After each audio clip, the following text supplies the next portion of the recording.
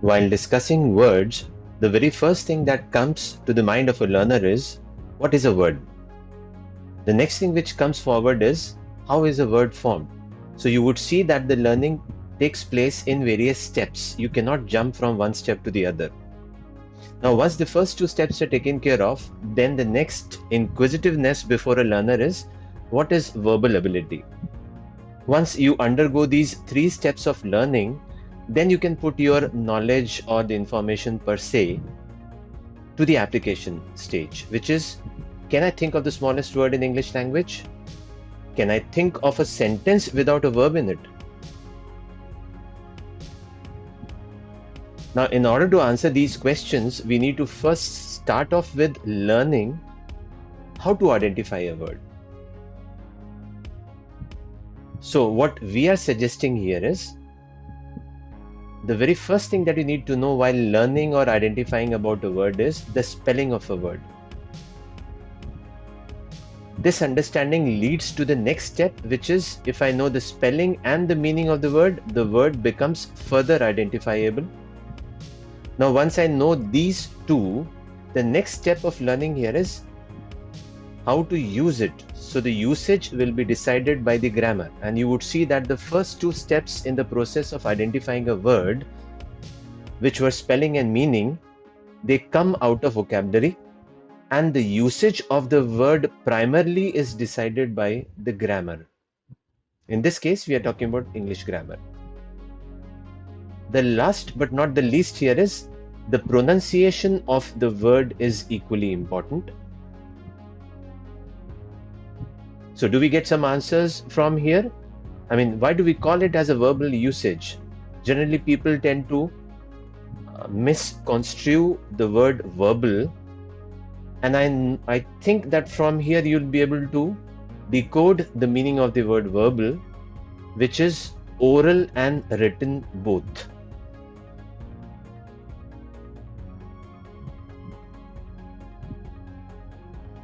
So as discussed earlier, the spelling and the meaning of the word is decided by the vocabulary. Now let us see how is a word formed.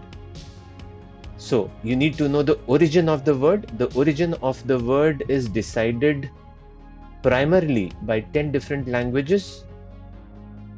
These are the 10 different languages that we are talking about here.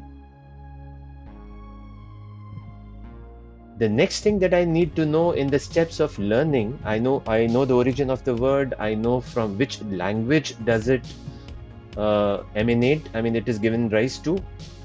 The next is, I should know the root word, I should know the prefixes and the suffixes. Now, the roots, prefixes and suffixes, they give rise to the spelling of the word. After the spelling of the word, meaning of the word is important. And once this is done, as discussed earlier also, this is how you identify a word with the help of vocabulary. Just to cite an example here, Sanskrit, Greek and Latin roots. I mean, when I say roots, I'm basically referring to the root words, prefixes and suffixes. So the roots, prefixes and suffixes arising out of Sanskrit, Greek and Latin languages form the languages like English, French, Latin, etc.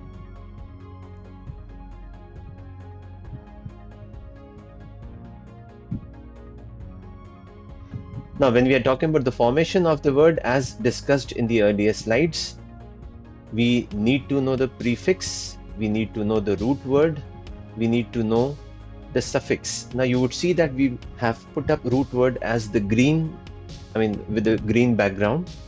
And why have we done this here is because in order to form a word, the root word is important. I mean, a word cannot be formed without a root word.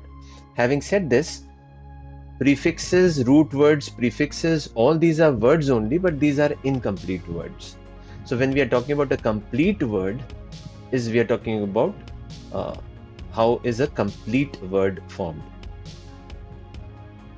So there are three things to look at this. For example, as we talked about earlier also, that root word is important. Without a root word, a complete word cannot be formed.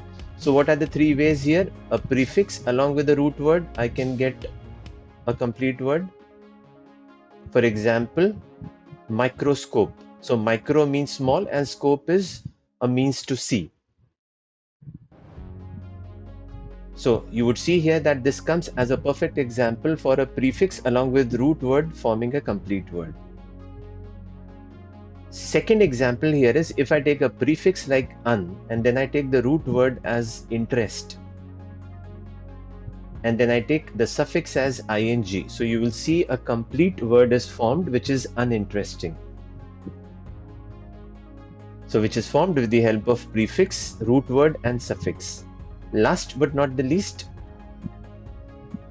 now the root word here is ego and suffix is ist. An egoist is basically referred to a person who talks about oneself only, or whose point of focus is oneself. So one who talks about oneself here would become an egotist.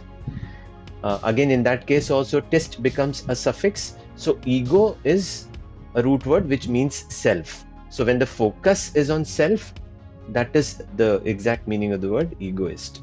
So you would see that if any learner, I here refers to a learner, has the basic knowledge about root words, prefixes and suffixes, you are done with 75% in terms of identifying a word. And that is, you know the spelling, you know the meaning, you know the usage of the word. Because the usage can be given rise to only when you know the spelling and the meaning of the word.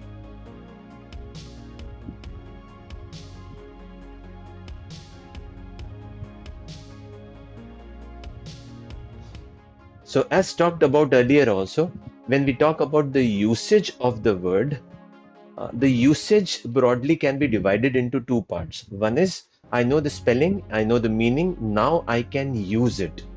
Now can refers to ability. So when I say I can use it, that means, of course I can use it, but is it governed by some laws? Is it governed by some rules? So those rules are decided by grammar. So when we say parts of verbal representation or presentation, certain people call it as parts of speech. But now we know that the meaning of the word verbal is written or oral, or could be both. So what are the different parts of verbal representation or different parts of speech?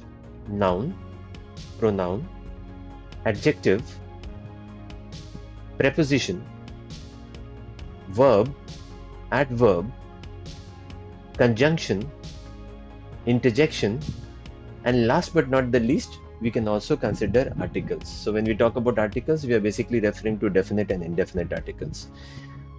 So here we are not going to talk about what are the definitions of each of these, but we just wanted you to understand how to identify a word. So now till this slide, you would see that 75% of the identification of the word is already done, and the remaining 25% is decided by the phonetics. So as the name itself specifies, so if I were to see the word phonetics itself, the learner can always put his or her learnings to use. Now in this session itself, we have talked about how is a complete word formed. So taking a clue from there, now if I have to decode the meaning of the word phonetics, I know that the root word here is phone and the suffix here is tics. So phonetics is a branch of linguistics that studies how humans produce and perceive sounds. Or in the case of sign languages, the equivalent aspects of sign. So there are some fields which are related with phonetics. One of them is phonology,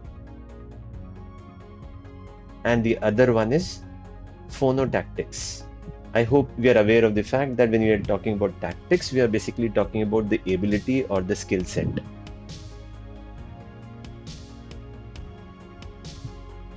So we feel that after you would have gone through all the slides in this session, you will be able to give the answer for the food for thought. So there were 5 questions which I think now you will be able to answer them skillfully. Thank you so much. Until next we meet, goodbye.